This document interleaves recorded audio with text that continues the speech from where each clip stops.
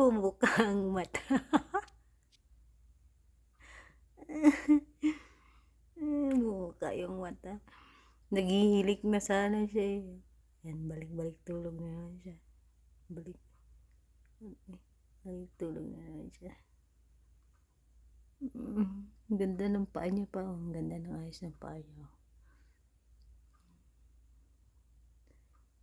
Sobrang spoiled tong aso na ito eh.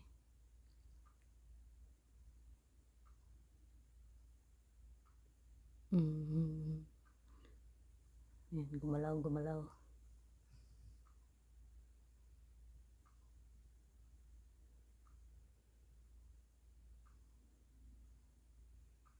Gustong gusto niya yung guys, yung medyas ng kuya niya, ng anak ko. Hindi yan pwedeng malayo sa kanya. Hanapin niya talaga. Parang tao rin. Yan, medyas yan ng anak ko nung baby siya. Yan.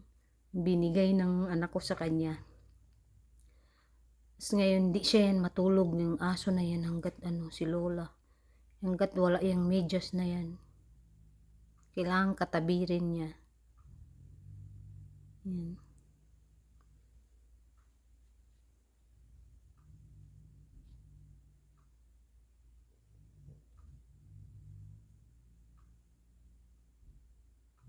So yun guys, salamat sa support kay Lola.